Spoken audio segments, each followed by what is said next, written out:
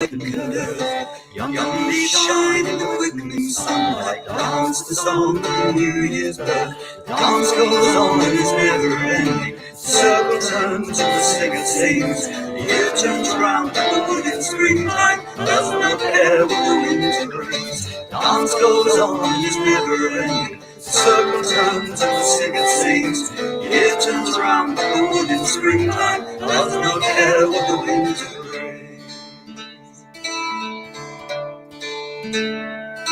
When the leaves are long in the days of summer and the light drifts through them cool and green, great trees stir in their dreamy sleep and sing slow tales of the years they've seen. Dance goes on and is never ending. Circle turns and the tale unfolds. Year turns on but the wood is summer has no thought of the winter's cold. Dance goes on and is never ending. Circle turns and the tale unfolds. Year turns on but the wood is summer has no thought of the winter's cold.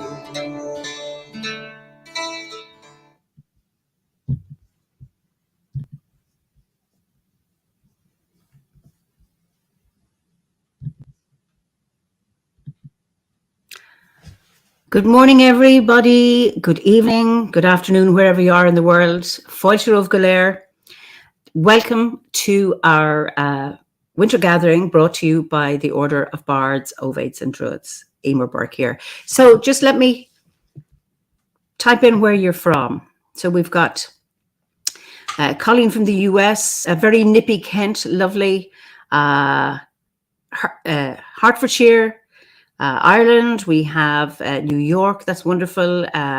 Snowy Kent again. We've no snow here. It's just been a little warmer. Belgium, lovely. Cornwall in Penzance. Rome, Italy. South Africa, lovely. Portugal, London. Great, just lovely to see you all. Scotland, must be freezing there. New Forest, wonderful. Folkestone,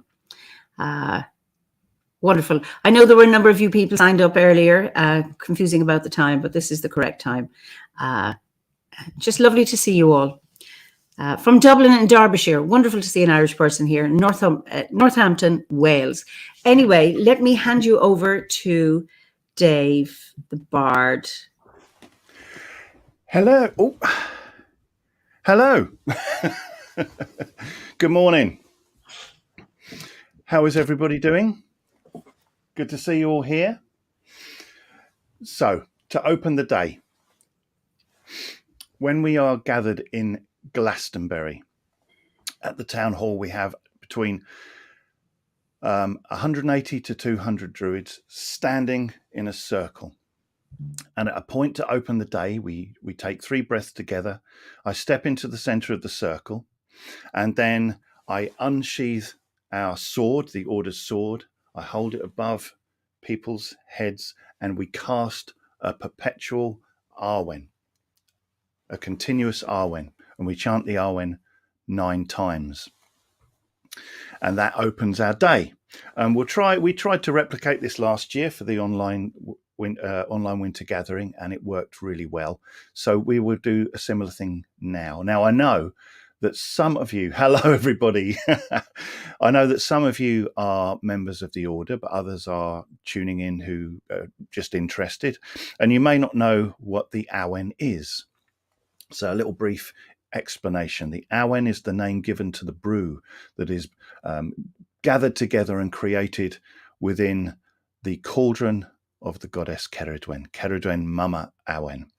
And it is said that whoever tastes 3 drops of the Awen knows all that was, is, and ever will be. And it's kind of the quest of the bard, is to taste the 3 drops of the Awen. And the Awen is an elusive mistress. It's not always there. It's that moment, if you're an artist, you'll know, or if you're a cook, or sometimes when you're working with your children, you're in the flow, and the Awen is that flow. And Awen literally means the divine breath. And so we intone that by intoning the word Awen 3 times. That's how we do it within the Order. 3 syllables, R-U-N, and we do it 3 times. And so if you haven't heard it before, join in with the second and third. Or if you just want to, sit there and absorb the sound and imagine us all around the world chanting this Awen together, wherever you are, at whatever time, if it's at night down in the other part of the world, or if it's the morning here. So what I'd like you to do is get comfortable wherever you are. And unless you're driving, close your eyes. If you're driving, which you shouldn't be really watching this anyway while you're driving, let's face it. But if you, wherever you are, just get comfortable and close your eyes. And just become aware of all of the people watching this live now. And if you're watching this later on, the recording, just become aware of all the people who have watched this and joined together. And let's take a long, slow breath with the earth beneath us.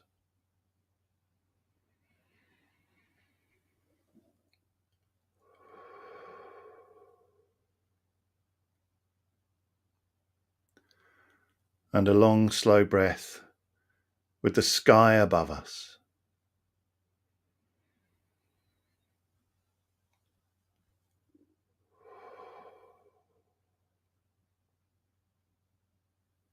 And a long, slow breath with the seas, the lakes, and the rivers and streams of the land you are upon.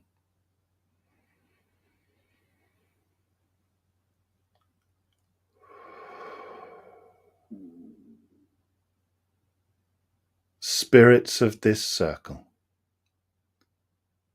ancestors and guides of the order of Bards, Ovates and Druids, we ask for your blessings, your guidance, and your inspiration on this day together.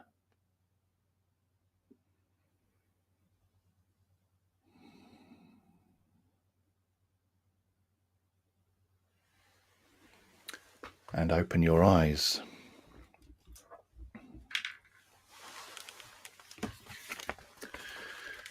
Behold this,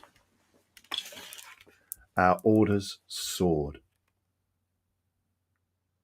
drawn from the lake of still meditation and returned to it again, ever sharp and ever with us, should our lake be stilled.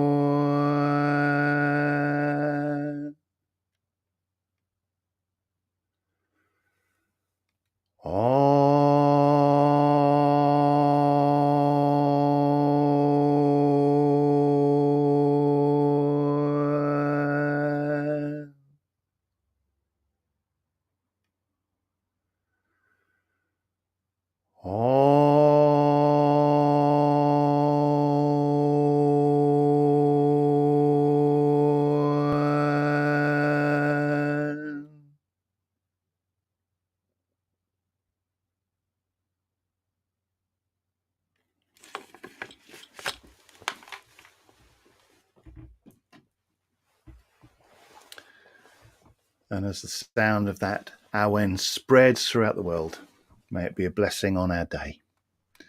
And I'll hand back over to Irma now. Thank you, Dave. That was there. Beautiful. Thank you. Will I say goodbye to you? And connecting. All right. See you later. Bye-bye. So I would like, you're all so welcome. I see more and more people are coming in. I'd like you just invite you to join me in a meditation, a winter solstice, a midwinter meditation. So when you're ready, just get comfortable in front of your screen, on your chair, on your stool, or whatever it is you're sitting on, and just close your eyes when you're ready and go within.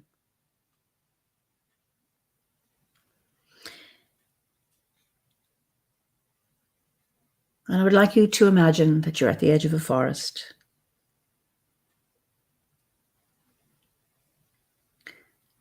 heading towards your own sacred grove.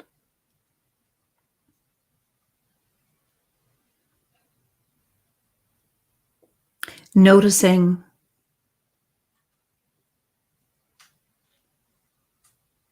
the trees, the colors, the textures, the smells in your grove. Enjoying the familiarity, the support, the nurturance that it brings you. This place that grounds you, the anchor from where you travel to any other realm.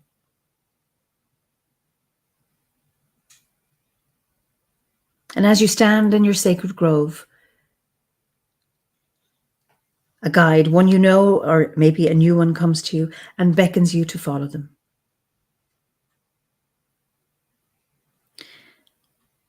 And as you follow them, you see a path before you. And as you leave your grove, you find that you're in the magical land of Ireland. And it is nighttime. It is the time of midwinter. You can smell the cool, crisp air. You feel a gentle breeze against your skin. And there's a full moon whose light helps you to see. You see the frost glistening on the ground, and you hear its crunching sound beneath your feet as you walk.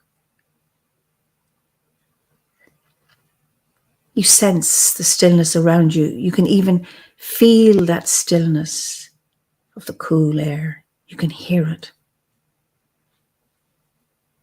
And you feel the trees around you holding you in this space. You walk along the path through this enchanted landscape.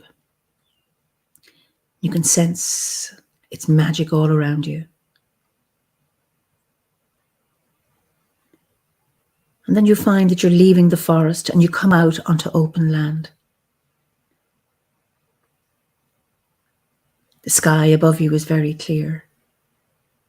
And you can see the many constellations and the Milky Way, which in Ireland is known by many names, as Bealach na Bófinne, the Way of the White Cow, Urbal na Lóirech Báine, the Tail of the White Mare, Siag na Spéire, Streak of the Sky. You see ahead of you the silhouette of the mound of Newgrange against the night sky. And you feel the pull of the energy calling you towards the entrance to the tomb.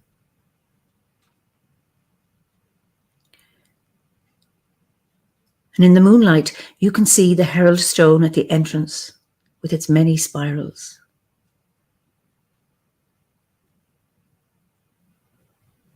And standing at the entrance, you sense a very warm welcome and you enter the passage.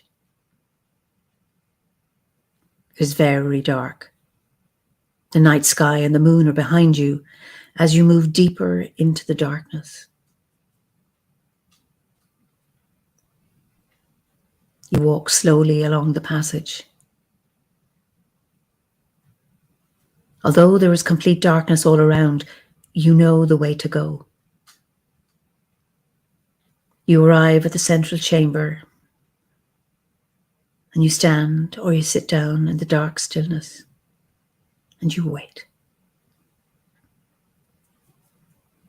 You wait in the silence, reflecting on what has passed and will be no more.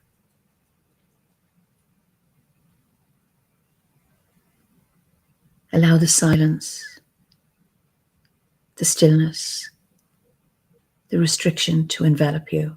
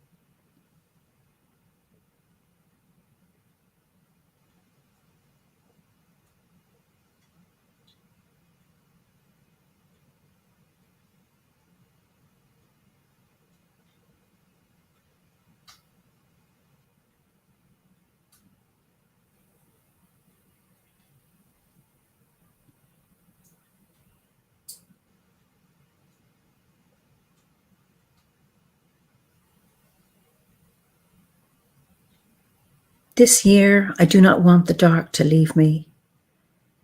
I need its wrap of silent stillness, its cloak of long-lasting embrace.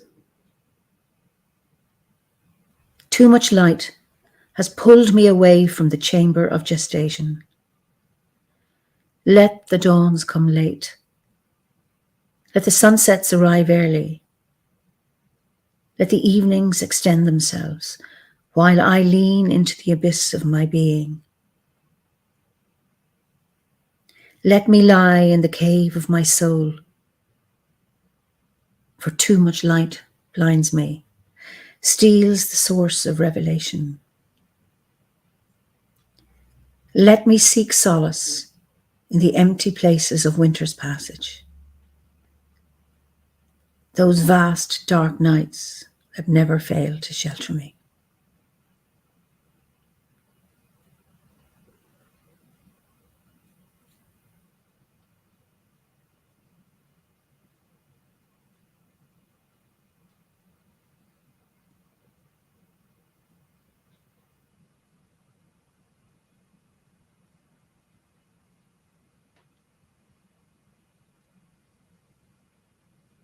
And now you sense something is happening.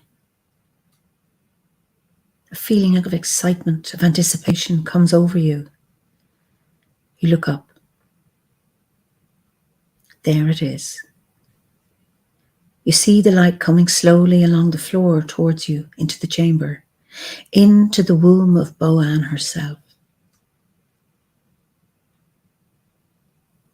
The chamber is now full of light, and you can see the beautiful carvings on the walls of the chamber,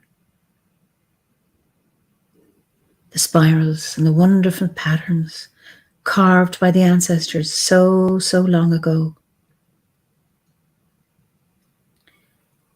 Not only is the chamber full of magical light, you sense this magical light filling you, filling your heart space, filling every cell of your body. The Mabon is reborn. Aengus Og is reborn within you. This is the light of hope, the light of peace, the light of the year to come.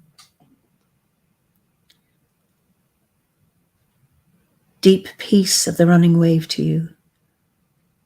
Deep peace of the flowing air to you. Deep peace of the quiet earth to you. Deep peace of the shining stars to you. Deep peace of the gentle night to you. Moon and stars pour their healing light upon you. Deep peace of the Mabon, of the Og, the light of the world to you. Deep peace of the Og to you.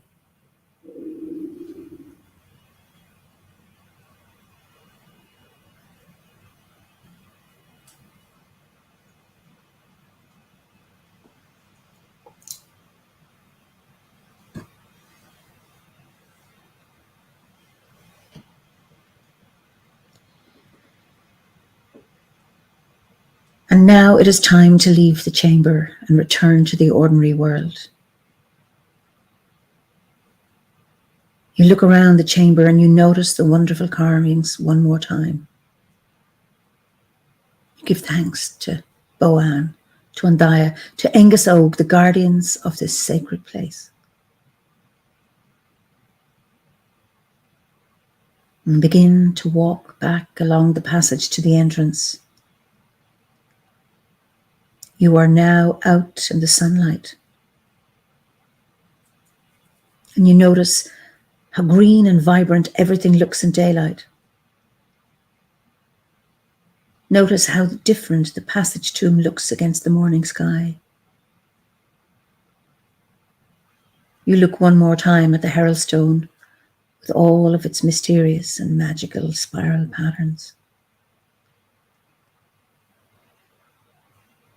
It is time to say goodbye, and taking with you the magical light you've received that is now within you, you begin to walk back along the path, with your guide leading you back into the forest, back into your grove.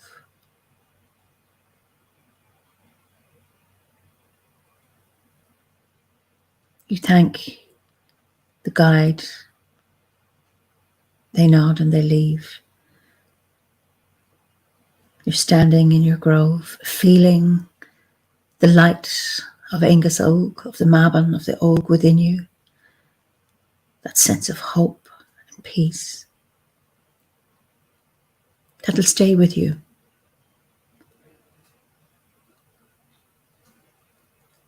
And now, allow the awareness of your grove to fade as you become more aware of your physical body, here and now,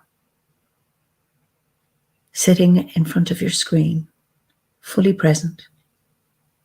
If you like, take a big deep breath, maybe a stretch. And when you're ready, open your eyes.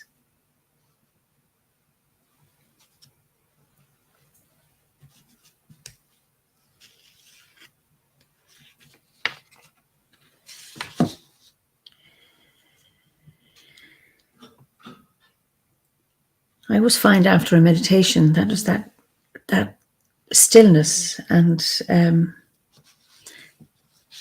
a kind of not knowing what to do. So I hope you enjoy that meditation. And now we move into our talks. Our theme for this gathering is diversity within Druidry. So we have some really interesting speakers. We're going to start off in the Southern Hemisphere, and bless them, they're celebrating the summer solstice. And it's 11 p.m. in New Zealand. But before, so we're going to have people from Aotearoa talking about how they practice their Druidry. And then we will have those from the US. We have Druids. So it's just lovely to showcase how people, not from these lands, but of Ireland and Britain and Europe, how they express their Druidry. And I really look forward to hearing them and to introducing you to them. So I'm going to first introduce you to, I'll get the bios right here now so I have it.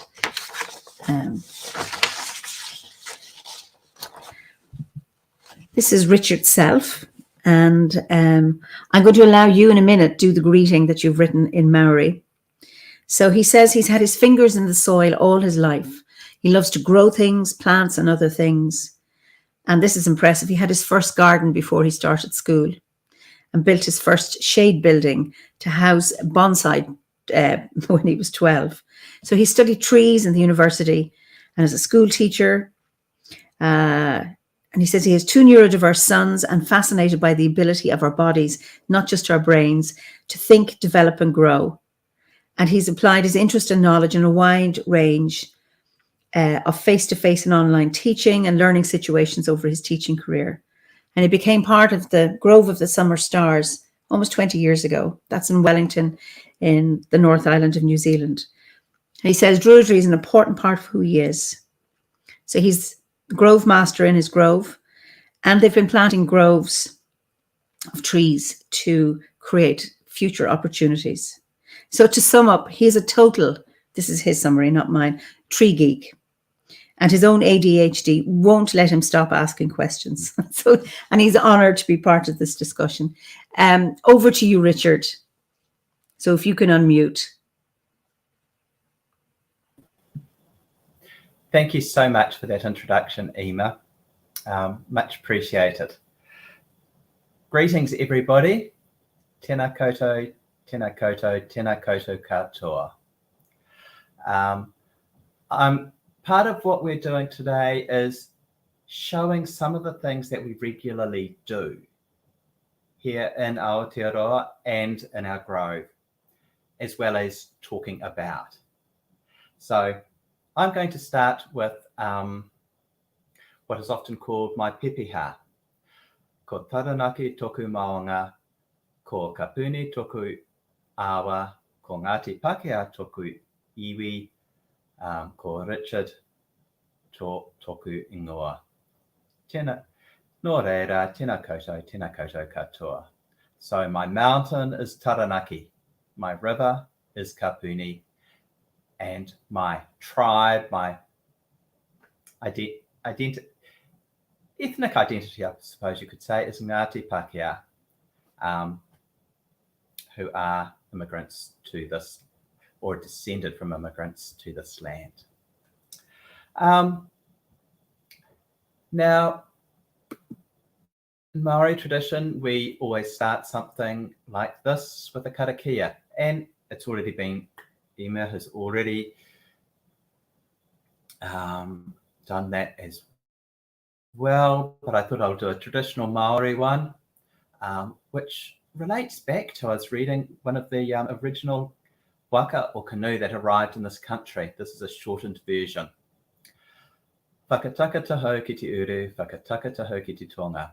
Kia makina kina ki uta, kia mataratara ki tai.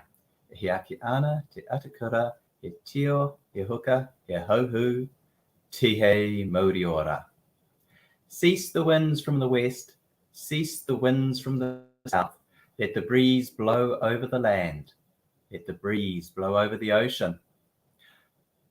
Let the red-tipped dawn come with a sharpened ear, a touch of frost, a promise of a glorious day. And Rawari Hindle, who's my te reo teacher at work, shared with us a breathing exercise which reminded me so much of our 3 breaths exercise. So I thought we could quickly do this together. So hands beside ourselves and breathe in as I say ha ki roto,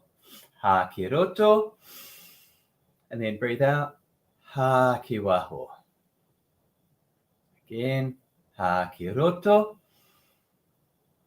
ha ki waho. Then one, couple of other, ha ki roto, ha ki ronga, above. Hands beside us, ha ki roto, ha ki raro, below. Ha ki roto, ha ki mua, in front. Ha ki roto, ha ki muri, behind. So, thank you. The next thing that I want to do is to acknowledge the origins, the ancestors in a sense. Pamela is our Modron. She is the central person who holds our grove so strongly. And when I first arrived at the land where we've been planting the trees, she had a saying: be very welcome and leave your prejudices at the door along with your shoes.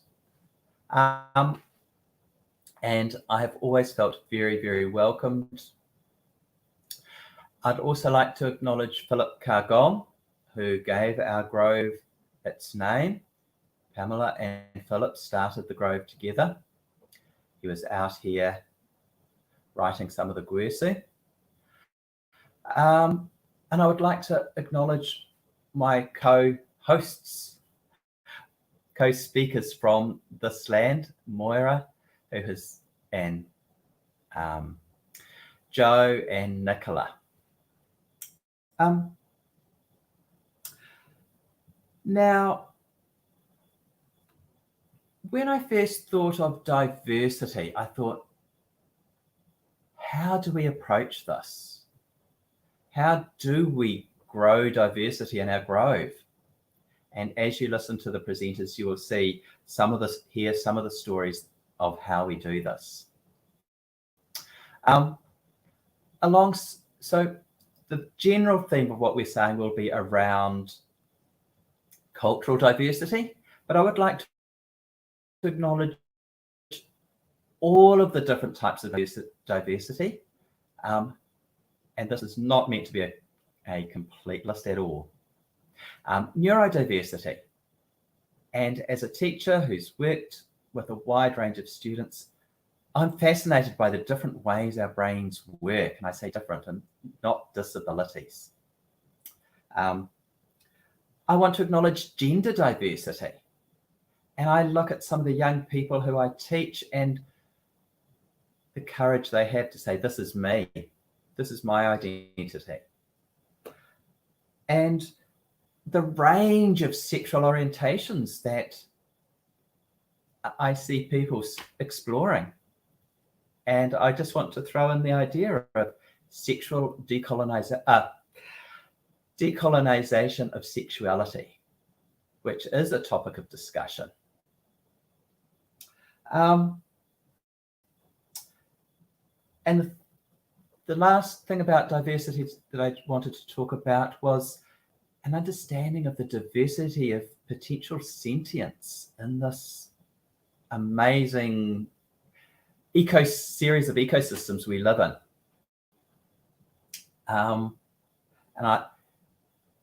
People like Suzanne Simard, Monica Gagliano in Australia have done some incredible research on plant and fungal cognition and learning and potentially sentience.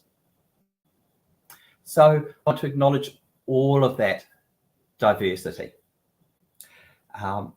As was referred to earlier, I was given the name Grove Master by Pamela, and we have planted quite a number of trees around the world,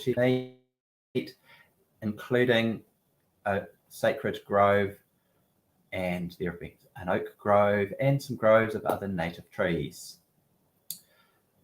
And where our actual sacred grove is, Pamela and I were walking the land talking about where we could plant trees. And together we walked into this little depression in the land, and we looked at each other and we knew this was the place.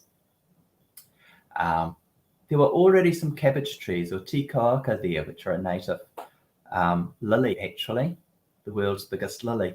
And so we finished off the circle of tikoaka, and we planted more of its whānau and family from the native trees around it. So this is part of our understanding of growing plants and trees in this land. We put kōwhai in the east, and kōwhai flowers beautiful yellow flowers in the spring. And we planted a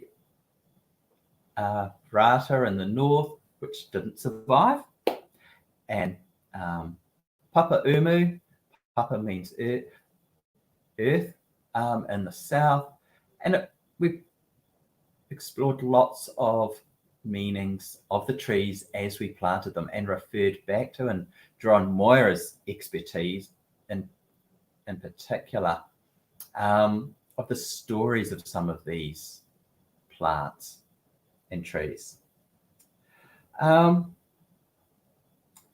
Now, some years ago, there was a small group of us who were exploring the Ogham and looking at the symbolism. Some of us went out and found little sticks which we carved the Ogham onto and made up our sets of Ogham. And we thought, hey, let's make a New Zealand Ogham. And there were three of us who got extremely clear messages that no.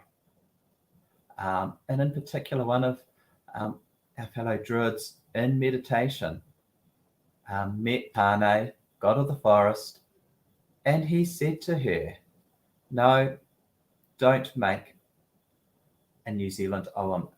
The trees in this land stand in their own identity. The Ogham, and I thought about it, the Ogham is a wonderful system, but it developed in another place. A place that's so different. You're in winter in the northern hemisphere. We're in the middle of summer rain, warm summer rain.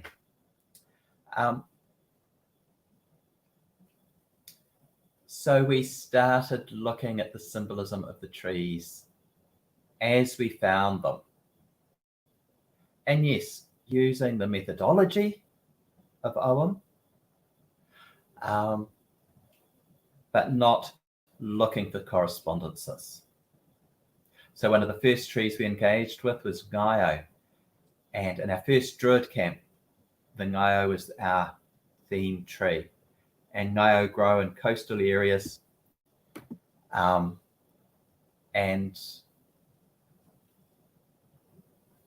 yes, so we explored the Ngaio, and the Ngaio has a strong association with the moon.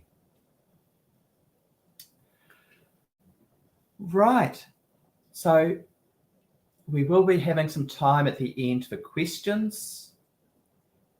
And I've come to the end of my part of the presentation, so I would like to hand it over to Emma to introduce Joe.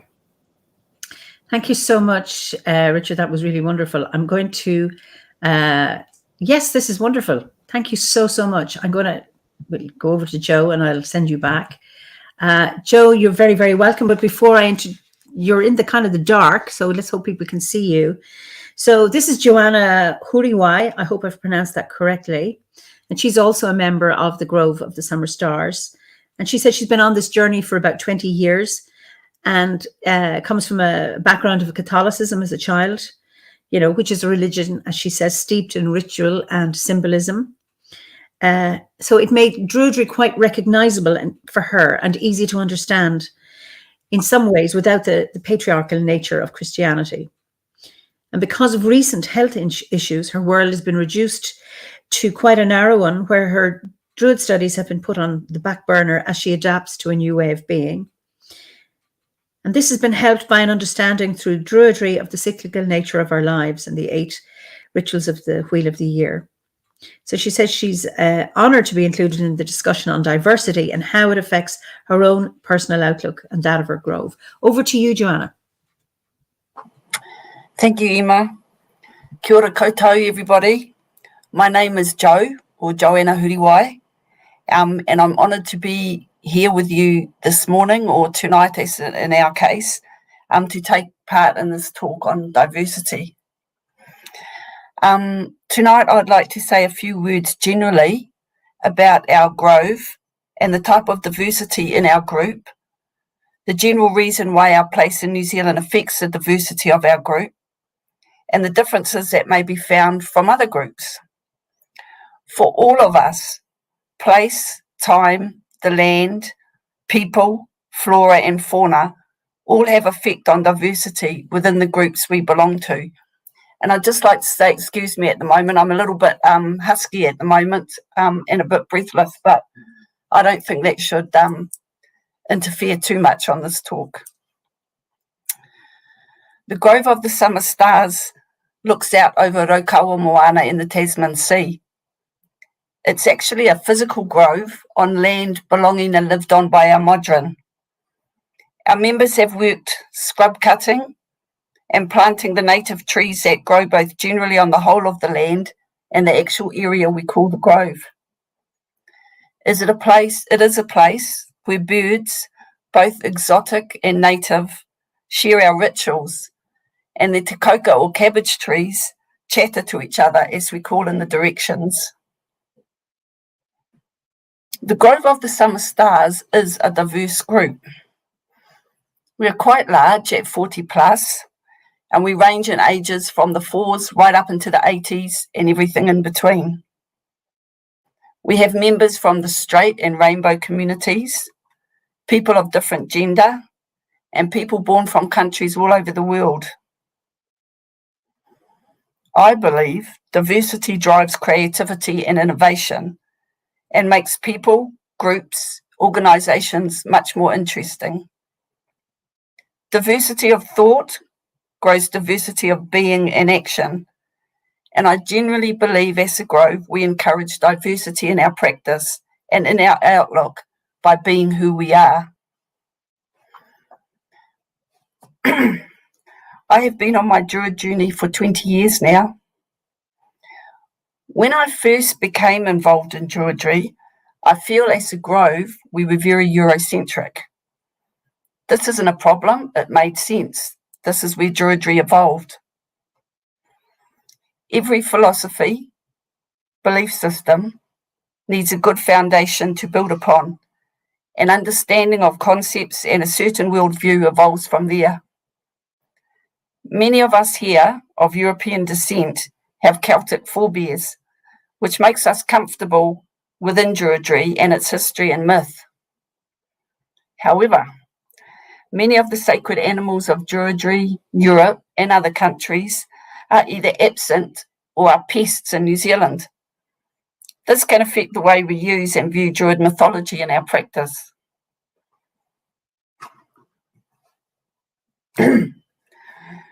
Rituals on the wheel can fall around the same time as similar Indigenous celebrations. This will be discussed later on in the talk. I believe as I studied the Guias, I looked first at finding a corresponding animal presence as that from the European landscape of the Northern Hemisphere Druidry. But we actually live in a different hemisphere. It's not enough simply to find the nearest corresponding presence to that of Europe. And as many of us have faced this realization, a diversity of action and thought have evolved in the way we practice. As I became more knowledgeable through my study of the Guias, I have become closer to my own land, and that has encouraged the diversity of thought that, while encompassing the basics of traditional Druidry, opens up to a more diverse expression of it. Some of us in our group have been involved in learning Māori, the Indigenous language of Aotearoa. We incorporate language into our ritual along with other ways of traditional practice. This will also be discussed later on in this talk. As a nod to our European roots, we have used Gaelic, Cornish, Old English in some ritual. And of course, we would always welcome people using their own first language. So I guess diversity of language has been incorporated over the years into our practice. As we developed our practice through diversity, we became closer to the mythology and the sacredness of our different lands. This means Druidry can be the same and different in the countries it is practiced in.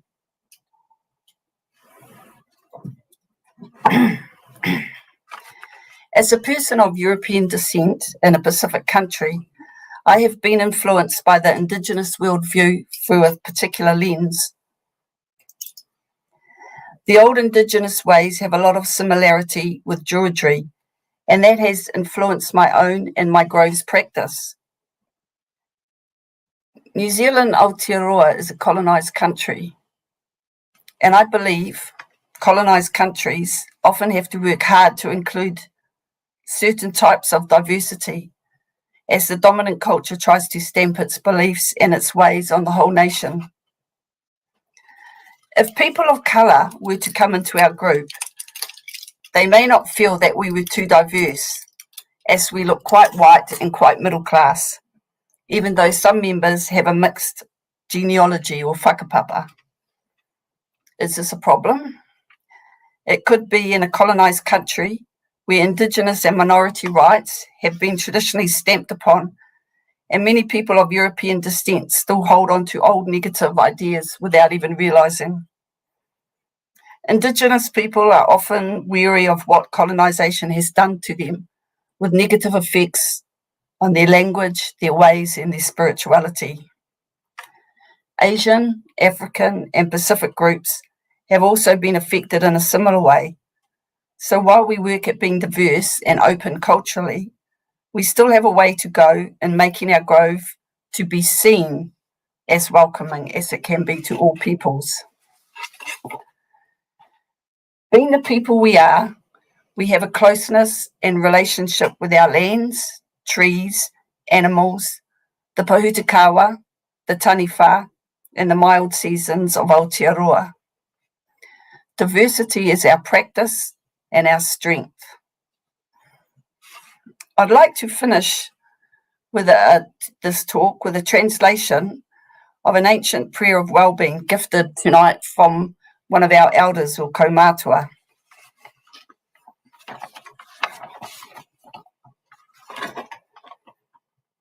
As I stand upon Mother Earth in the presence of endless space, my past reaches out to me, a force that binds from within and beyond, rooted steadfast to that mythical homeland, welling and resounding, suspended within the mind, constant, timeless, like the surging tide. Tēnā koutou, tēnā koutou, tēnā tātou katoa. Thank you very much, and I hope you'll enjoy the rest of this talk tonight. Thank you so much, Joanna. That was absolutely wonderful. And I'm sure, and there's one question has already come up. We'll have that at the end. So I'm going to introduce you to Nicola. Welcome, Nicola. So Nicola is, again, she has a Maori greeting, which I will not say. She can do this herself. So her ancestors come from Ireland and Britain, mostly Scotland, Cornwall. And they were travellers and settlers, and their aspirations are the reason she calls Aotearoa, New Zealand, her home. She describes herself as a lot of things: an academic, a kitchen witch, farm kid, and a circus artist. So she is also a member of the Grove of the Summer Stars, and she joined almost 15 years ago and currently studying on the Ovate grade. And within their grove, she's found a niche as one of the air elements, helping to plan and add a bit of organizing energy to bring ideas to life. So she says, in both my personal life and in my OBOD studies, I've been thinking about how we practice Druidry in a way that is respectful to the land we're on and to Indigenous cultures. Over to you, Nicola. Wonderful. Thanks, Emma. Yes, I just realised as you were reading things out that we'd given you all this Māori to speak. So I will say what you've introduced around my family. So in Māori we would say, kia ora ko Nicola ho, ko Peretania, ko Airana, ngā whenua o Kutupuna, ina rā ko Kotorana, ko Kurno. He tangata whai rātou, me kore ake a rātou wawata ko Aotearoa tāku kāinga. So it's quite important in Māori context to position yourself in terms of your ancestors and where your family came. So that's why we're all starting with that today. What I would like to speak about is a bit about being an air element, how we've put this diversity into practice in our grove and in my personal studies. So I wanted to start by talking about how I integrated the Gwers into the Gwers and the culture of the land that I'm in. One thing that really struck me when I went to visit Glastonbury, would have been about 6 years ago now, was there was something really magical about practicing Druidry in a country of the myths that we learn, and it's very much Druidry that we are taught in OBOD has a lot to do with the land that is in Britain and Ireland. And what was interesting after doing that was then going and talking to people during the summer gathering. And I always focused on talking to people from Italy and from Netherlands and South Africa and Australia, because I wanted to understand, you know, we all come from, or we all live in lands that are not the United Kingdom and Ireland. So what do you do? And there were a couple of observations we shared, but I'll offer what I talked to them about. The first thing I find, particularly doing the Bardic grade, is where I discovered this, was it's almost like you have to do the Gwers multiple times. You do it once trying to understand the Celtic side of things, and for many of us, we all have Celtic ancestry, so that's quite a wonderful discovery. And then you kind of do it again, saying, oh, okay, that's the Celtic side. What does that mean for the land that I'm in? And then it felt for me like I went round a third time to go, well, if it's Celtic here and we've got the local land here, how does that work for me? And it's not always simple. You know, we engage a lot with the Taliesin myth in the Bardic grade, and I think the first thing I thought was, let's find the substitute. What is the New Zealand myth that we can say, this is our Taliesin myth? But a lot of the time it's not that simple, similar to trying to create a Druid Ogham with the New Zealand trees. The mythology is different. There are archetypes, there are similarities, but you had to kind of understand what was unique about the land that we live on. And a particular way that that's come through in my Druid grade, which often makes me feel like I have to pause, or sorry, not my Druid, my Ovate grade, getting ahead of myself. It made me feel like I had to pause my studies. Was I felt for me the way to understand where I'm living and my presence, particularly as an ancestor of settlers in the land, but quite a long ancestry. My family's been here 5-6 generations. Was I stopped and went back to learning my Māori language, which I'd learned a little bit as a child, but I really wanted to go and study that and get to the point where I could have a conversation. And as I went down that path, I realised it was opening up a whole new set of learnings that was relevant to my OBOD work. So I kept going and learning more and more, because as you learn a language, you also learn the culture. And the Māori culture is very generous in terms of sharing knowledge with people who aren't of Māori ancestry. So I spent a lot of time, I learned Māori cultural practices, Māori prayer, learned my place in that culture, where it would be appropriate for me to step forward and do something and where it's not appropriate for someone who's non-Māori to be present. And I built my connection to the land. So I find that a lot of people living in New Zealand will say, oh, you know, I'm a New Zealander. I don't really know where my family is from. In OBOD, it's very important to understand your ancestry, and that's equally important in Māori culture. So we went from saying, oh, I think my family came over on a ship in 1860 to going, okay, can we find out what ship they came on? Now that you know what ship they came on, can you think about why they might have come here? What was driving them? And that in doing that, I formed a lot of bonds with my classmates because they all have similar stories. The same reason many Māori tribes came to New Zealand is the reason my ancestors came. There was a lack of resources where they lived. There was an opportunity. There was family in New Zealand, or they'd had the sense of adventure and they wanted to go to New Zealand. So I really found that pause to go and understand New Zealand culture and Māori culture has given me a greater sense of self and a connection to the land, and an understanding of where I fit as a descendant of settlers. And I've also been able to be part of an amazing language revitalisation that's going on in New Zealand. I can now speak to people in my office in Māori, and I would say 10, 15 years ago, that wouldn't have even been possible. When I look at the Grove, there's been a particularly interesting thing that we did in the last year. So New Zealand has decided to establish a new national holiday this year, called Matariki. Matariki is something that has been celebrated by many people in New Zealand for a long time.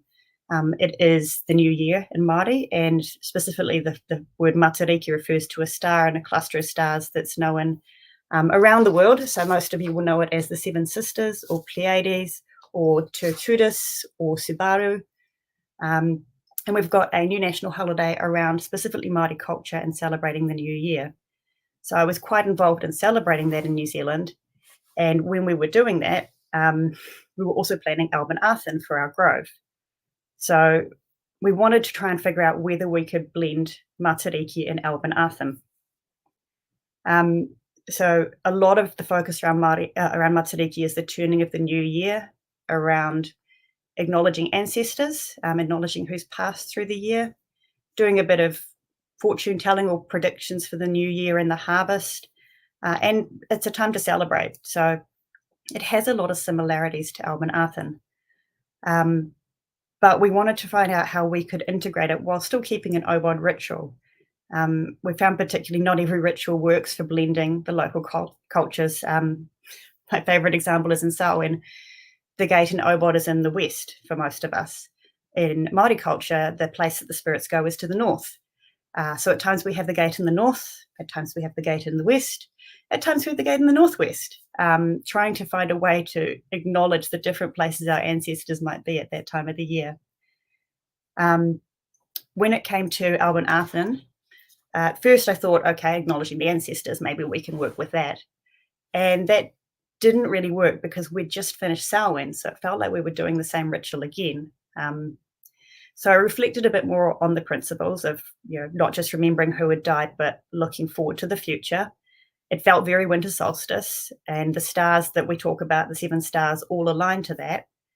So the approach we decided to take was to keep the traditional OBOD structure of the ritual, but to use the meditation to focus on the stars of Matariki rising at this time of the year, and for that to be our focus of reflecting on the past and the new year. It was quite nice separating it into the meditation, because then you knew you were going into that very local space, while still having the broader familiar structure of OBOD. I did a bit of a write-up for this in Serpent Star, so the Southern Hemisphere version of Touchstone that's being run out of Australia, and it goes through a little bit more of the particular stars that we reflect on and the kind of wishes we made. But in this instance, it was a particularly useful way of trying to acknowledge both where we are and where all of our ancestors come from. With that, I think I will wrap up a few, that's my examples, and pass back so that we can hear from Moira.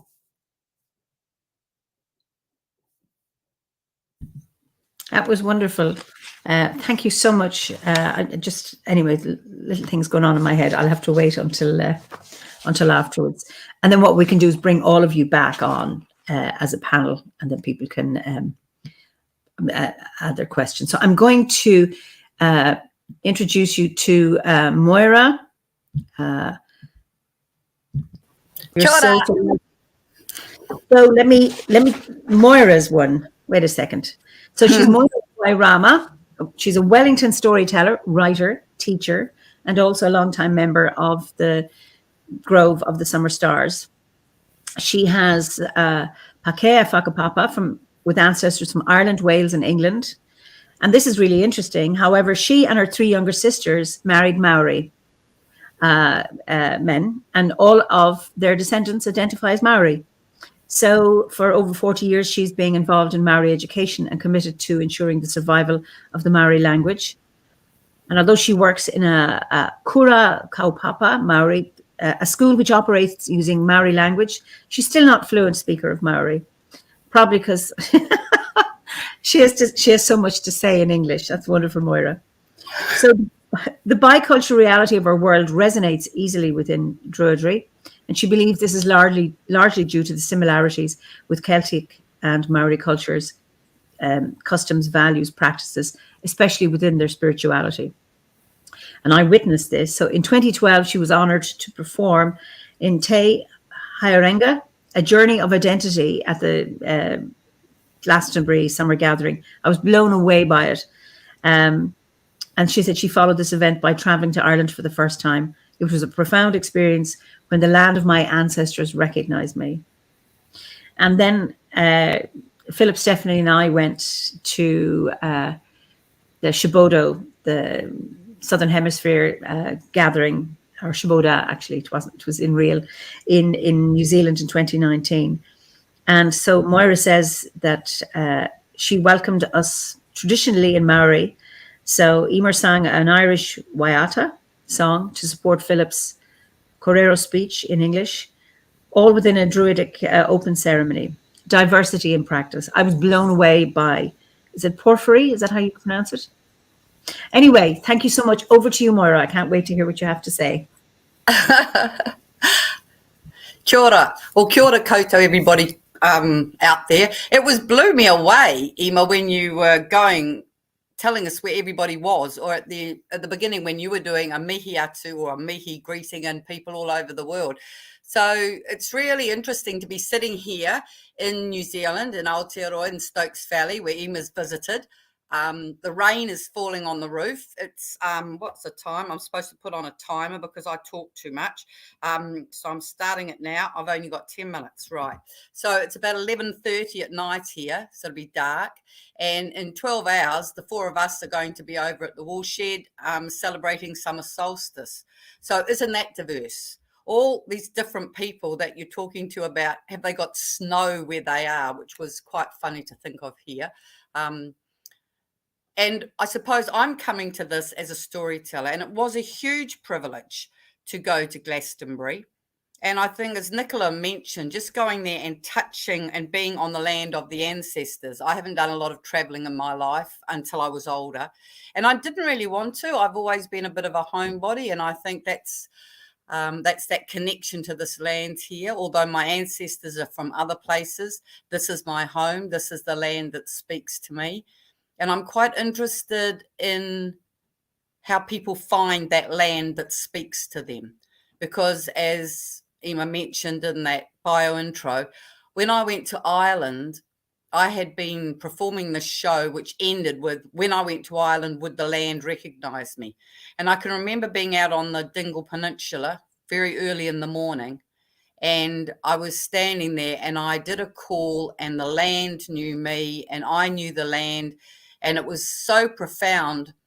But I also realised it was no longer my land. It was the land of my ancestors. And my ancestors have been in this land for 5 or 6 generations. And of course, with my children being Māori, identifying as Māori, this is where I belong. I too come from a Catholic background. And so I believe that that opens the spiritual side. When you belong to any sort of spiritual gathering or group, you're open to the spiritual. And so when I found Druidry, I came sort of reluctantly, because I didn't want to get into any group that was telling me what to do with my spirituality again. And then Druidry seemed so Northern Hemisphere. How was that going to work with me? And the challenge for me has been matching up this very, me as a New Zealander from Aotearoa and very much connected to this land, going into a practice that's linked to the land of my ancestors. And it's been such an interesting journey. And I know when we did Te Haerenga, just speaking to some of the other Druids from around the world who were at that performance, coming up later, we had some amazing conversations around identity. And so for me, I suppose diversity is also linked to that identity. And as a storyteller, I feel it's really important that we link to the stories of our lands, the lands that we belong to. And it may not necessarily be the land that you're born in. It may be the land you've come to, and you get there and you think, this is my land. This is the land that knows me. And if you think of it, the earth, Papatuanuku, the whole earth is one land. And I mean, if I think about it, I should be pretty freaked talking to people all over the world when I'm sitting in somebody's lounge room in Stokes Valley, but I am. So it's that amazing connection, especially with technology today, is that we are all part of the same whānau, which is like family, but we're all diverse.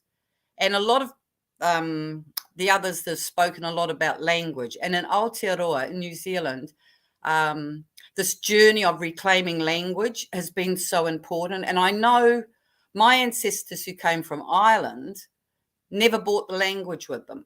And that has always been a puzzle to me of why, if you fought for generations for your language and you come to this new land, why did you put it aside to fit in? And some of those conversations I had with people there. And so coming from a Christian background and the word, the Bible, being so important about words, I think this is where language fits. So we are English speaking. So for us, our Druid rituals are done in English, but we are incorporating Māori into that.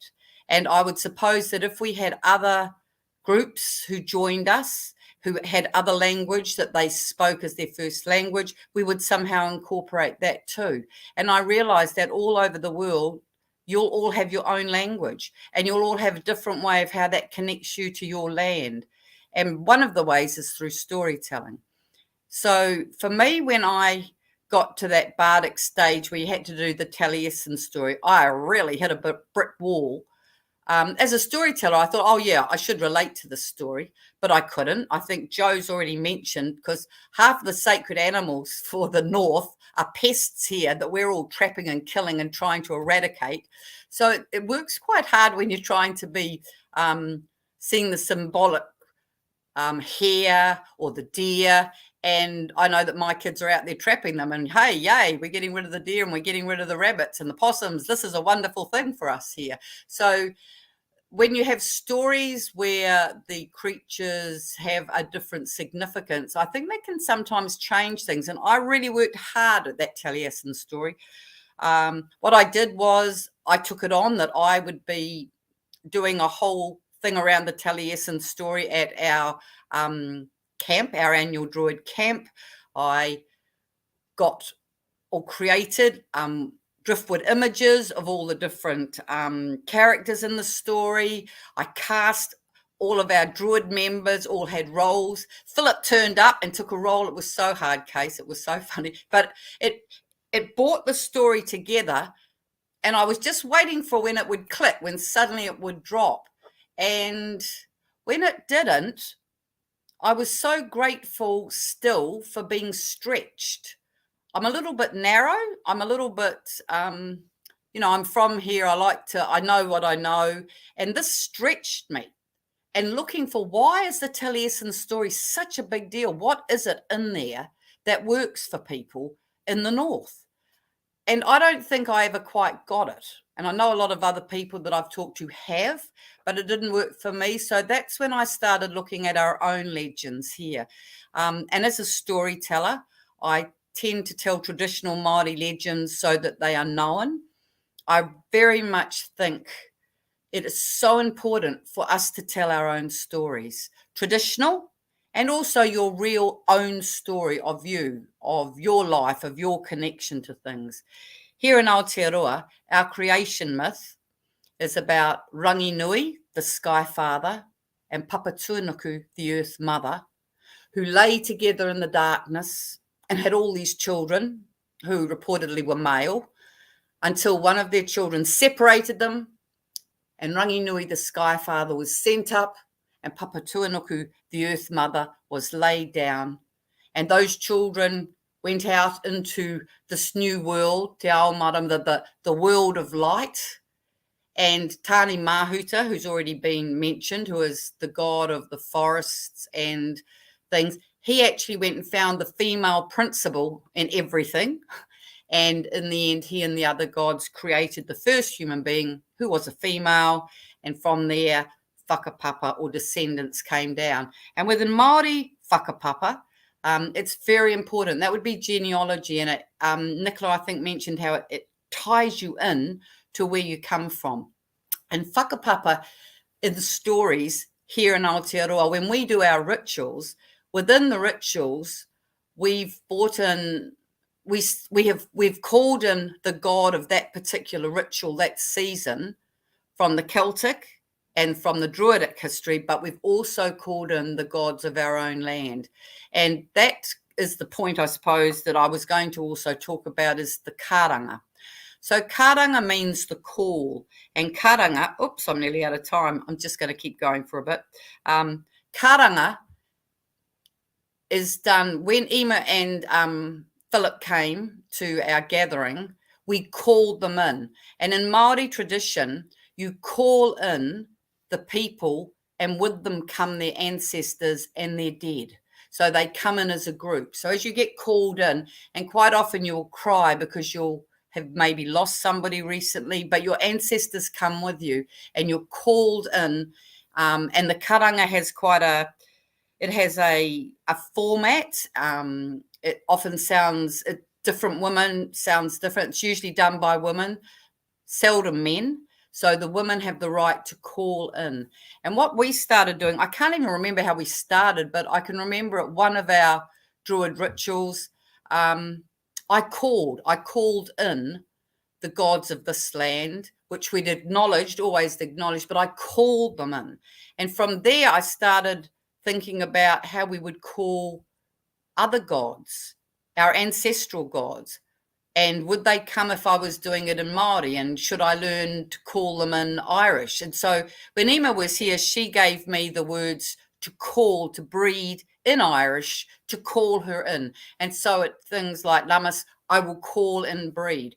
I can remember calling at Stonehenge Aotearoa, our Stonehenge here, with one of our Druids who was called in Cornish. I think, was it Cornish? I can't remember, sorry. But he called in that ancient language of the Northern Hemisphere. I called in Māori. Other people were calling in English. And you could just feel something open. And I'm really interested to know if other people in other areas have used this calling out, calling things in.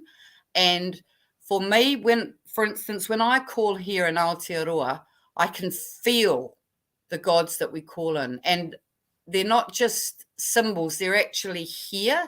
And so you call them in. And when I was in Australia and I called there, I felt how old the land was. When I called, it was like calling into cotton wool. The land felt so old, and I realized lands have their own feeling as well, like they are their own person. And when you call, you open something so you connect to your land. So I'm telling you this so that maybe some of you might like to have a go at that and try calling in your languages in a way that works for you. We're also looking at using the Awen. Now, when we do calling, people do Awens, some people do Awens, and call and open up that space of calling things in. Sorry, I ran on a bit there. And the story side of it means that because of the legend where the first woman was created from earth by Tani Mahuta, everybody whakapapas, everything descends from that. The trees, the seas, all of the gods that are connected, we are connected. So a tree is connected to me through whakapapa. And so you talk about Nifwe, I'm not sure if I'm pronouncing it right, but here we talk about the Modi, and the Modi infuses everything, and you can touch the Modi and you can connect to the Modi, and everything has its own Modi. So in that way, Druidry and many Māori things just fitted like that. It just has worked so well.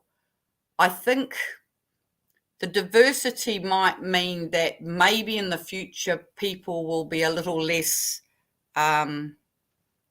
directive about how that needs to happen if you're in another country and the god that you're calling, for instance, at Lunasa, we call Lu, but summer solstice tomorrow, I'll be calling Tamanui Te Rā. So Tamanui Te Rā is the sun, and I will be calling in him, and I'll be calling in Hene Raumate, his wife, who was the summer wife. He had 2 wives. There you go. That's another story that you'd love to hear sometime. So, and sorry, I think I've gone over my 10 minutes. I probably have, yes. I always go over my 10 minutes. Okay. So, Emma, I should give back to you, I suppose. Yes. So you can let some questions come through. Moira, that was absolutely wonderful. And there is more time. We don't have many questions. So if there's questions, put them in ASAP so I can read them. I'm going to bring everybody in. Just fascinating. Just keep everybody stay on mute just to just prevent, or is everybody on now? Yes. What was really striking, I'm going to start with one, just to get back to the language. And the importance of language. And just as you asked that question, why did not Irish people who went to the Southern Hemisphere, why didn't they bring their language with them? And actually, I felt quite sad at that. And I know that the language, of the colonized often gets suppressed. And then it becomes the language of disadvantage. The language of the colonizer is the one that will give you opportunities in life. And I imagine that's what was the case in Ireland. I mean, my grandparents didn't speak Irish because it wasn't taught at school. And thanks to Druidry, I revived my own language, Irish, and I'm mad about it. We have a proverb in Ireland that says, "Cheer gan changa, cheer gan anam." A country without a language is a country without a soul. And maybe Moira, you'd like to speak to that, because I think that, maybe a lot of the Maori language had gone, and there's been a revival in the Maori language in New Zealand. Have you any comments on that? Yeah, so like when I was young, there was still a lot of fluent speaking Māori, and then a lot of fluent speaking Māori moved from the country areas where Māori was still spoken by a lot of people into the country, into the towns and cities, and for exactly the same thing as you're talking about, Emma, the language of currency, I suppose, the language that's going to get you where you need to go is English. And so the other thing, though, there was children were punished, like in Ireland, children were punished for speaking the language. So everything was, and very much like, Druids were punished for practicing their religion. It's that whole thing of oppression, of stopping things and stopping the things that give people the power of themselves. So if you want to take someone over, take away their language, take away their land, and that's how you colonize them, but also you disempower them. So I mean, I think it's amazing that Druidry has been so challenging for me to see how that can work all over the world, that we wake up the language, we wake up the stories all over the world, that people, and I think Druidry is a form that can happen, where we use Druidry and its practices and its values to wake up those sort of things. I'm raving a bit. What else does everybody else think? If anybody else in the panel would like to add to that, please free. It's great to hear you raving, Moira. I just love it. So don't worry. It's because you're a raver too. Now, there's a question from Srini, who's going to be speaking in the afternoon. And he's a Hindroid, he calls himself. But he says, can you speak a bit more into how you incorporate local spirits and animals when calling directions? So should I say that, you lot? Just, okay. Feel free. Okay. So in incorporating, so what was the question? Say that question again, Emma. So how we did. Can you speak a bit more into how you incorporate local spirits, animals when calling directions? Well, for me, and I'm only one Druid of this group, I would say that you'd need to sit with yourself and your cultural beliefs and decide, for instance, if you're in West with water, what's the animal or the spirit that you would call in? For here, a taniwha, I mean, it's the salmon of wisdom for on the Druidic level, but here a taniwha, a mythical sea creature, that's a very simplistic term because I'm not going to go into that. That's what we might replace, but we might call them both. So you can put them together, and I think and explore and find out, is that who needs to come here? Is that who needs to be called in? And if they come, what do they bring? Because I think people need to realize once you call, they come. So again, be quite careful who you want to call in. And that's why it's important to think about who you want to call in. It was interesting, Emma, can I just say that when you were doing that meditation, I found this quite interesting and quite beautiful. When we went into the main chamber and, sitting, and the light came up and you saw the beautiful carvings on the wall, all of a sudden, the 4 warriors who guard our land here were there. And I realized there's 4 of us. Of course, they're here with us. They're keeping an eye on us. Pamela's probably sent them over from the wool shed to make sure that we're talking properly. But they were there, and I just thought, isn't this amazing? Through that if you believe in that magic of being able to be in another place at another time, just shutting your eyes and being there, well, our warriors went to your meditation in the north, and I know that place, and they were there, and we were there in meditation. But I mean, what's the body? It's the spirit that counts, and we were all there in your meditation. I found that quite profound, and it was quite exciting. I just add one thing onto that, Moira, and then I think Richard as well. One thing that's very interesting for me is that in New Zealand, the animals that really sing is we have an immense bird life. We don't have many mammals in New Zealand that are native. Mostly they're pests that have been brought over by our ancestors to be farmed. So there's 2 ways that I look to connect to those. One is by getting an understanding of the myths and legends of New Zealand, because they all feature our birds, and you can see some of the personality and the symbology behind them. But also that observation in the same way that our ancestors did, watching that, I'm always followed by the fantail, the piwaiwaka, when I'm walking. And it's because, they're chattery, they tell you that things are about to change, and also you're kicking up bugs, so they always like to follow you when there's some good food around. And Richard, I think you had something to add? Yeah, I do.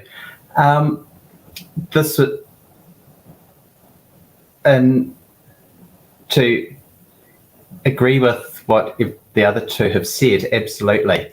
And looking at the qualities of the plant or the animal that we're thinking about.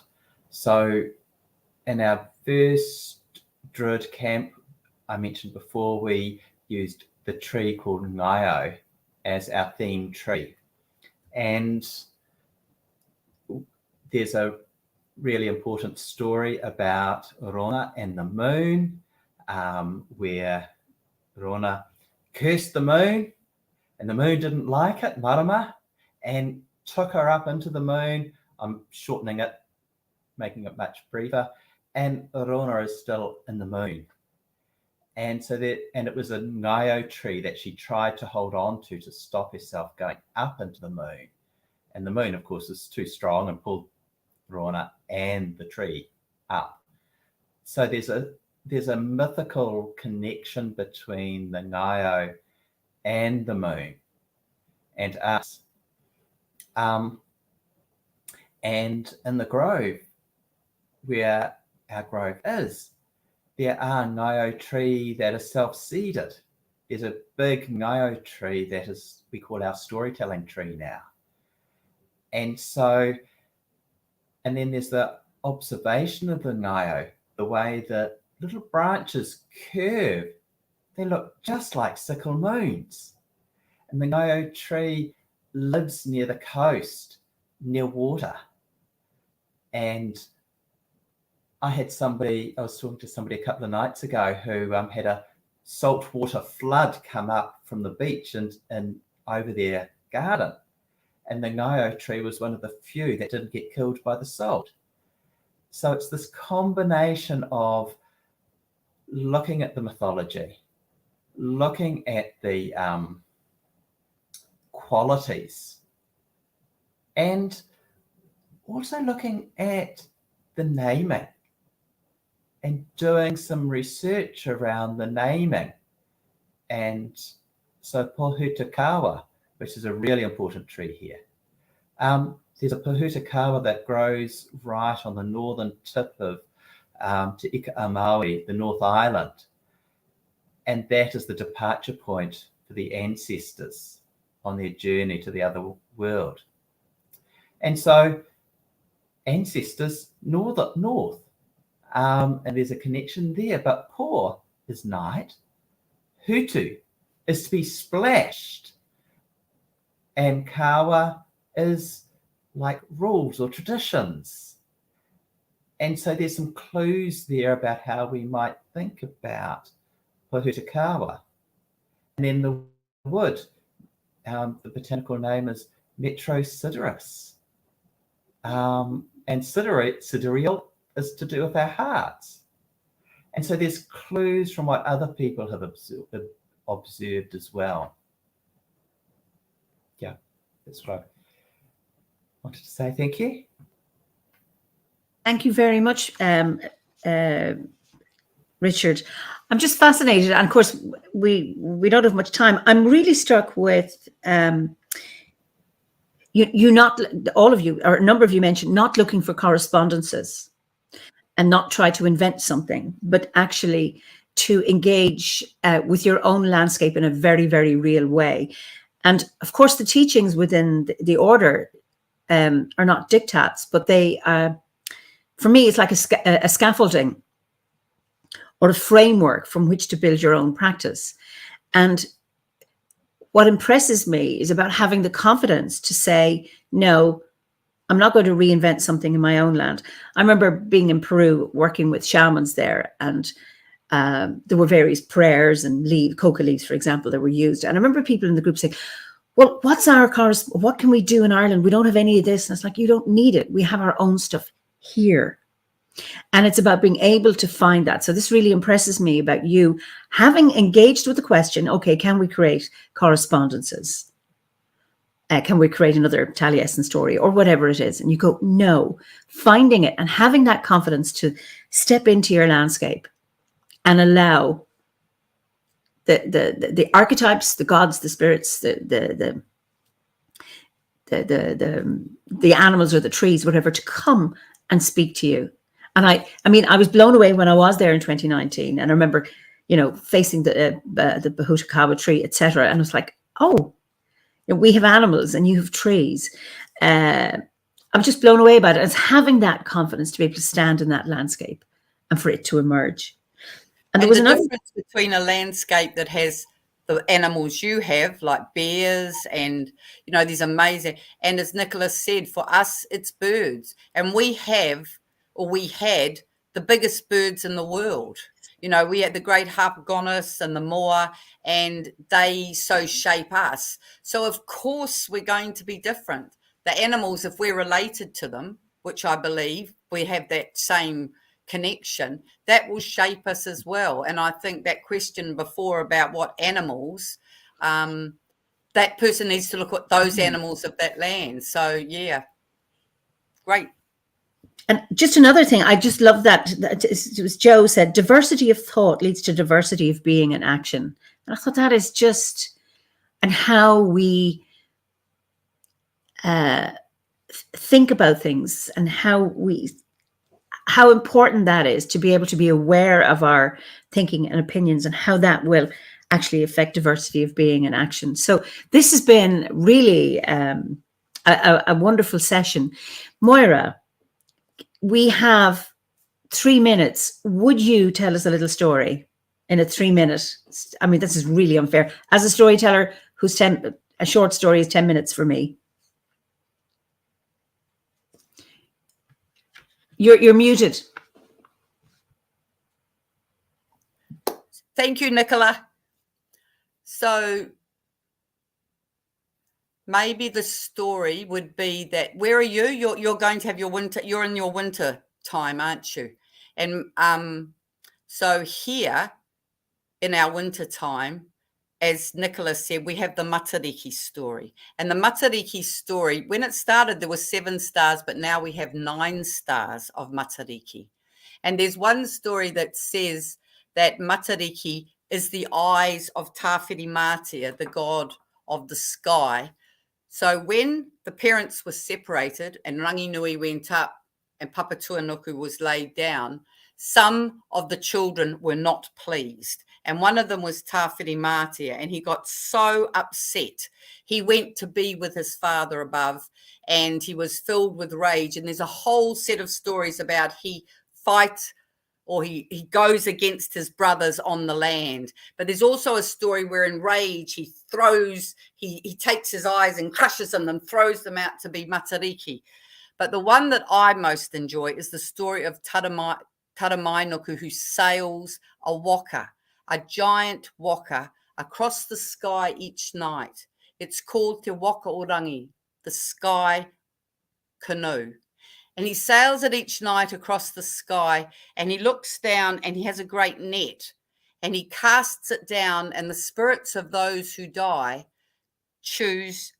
they climb up into the net, into the waka with him, and they travel for a year in that waka each night. So when you've lost somebody, you can look up to the sky each night, and as the waka travels over, that person is looking down. And for us here, when it's the time of Matariki, within the night sky, that waka turns on its side and sets in the west. And here in Aotearoa, people wait for it to rise again, and they are waiting for the return of that waka. And when Taramainoku sails the waka up again, which is in the morning of Matariki rising, which is the Pleiades, and as it rises up, he takes the net, which all the souls have been sitting in, and he throws it out. And those spirits that have traveled for a year go out into the sky. And some people say they become the stars of Matariki themselves. Others say they travel on to ancestral lands. Some say they return again, whichever way you believe.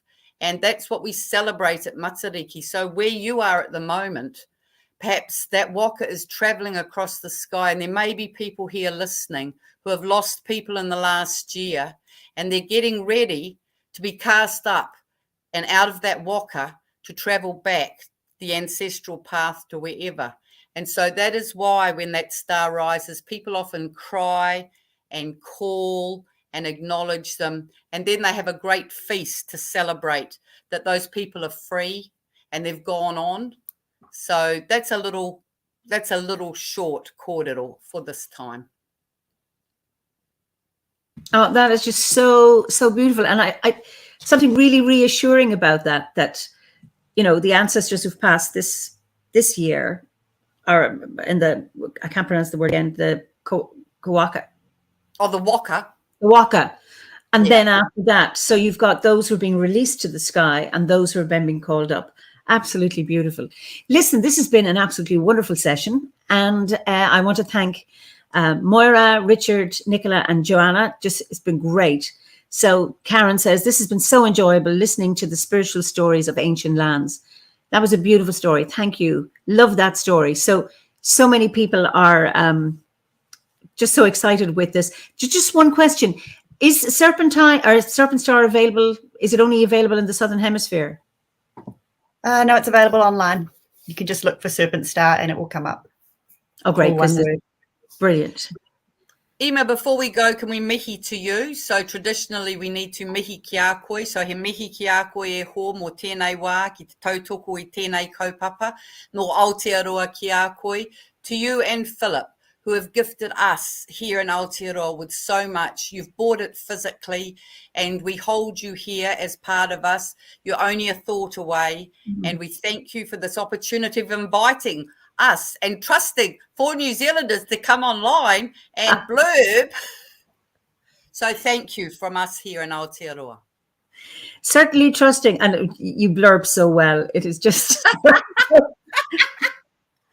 just so beautiful. And I really, really enjoyed it. And I still have so many happy memories of going to being in New Zealand, and hopefully maybe I can get back there again someday. But just thank you so much. So to everybody else, so I will just put you back in the green room and then I can just say goodbye to you after that. So don't go away. So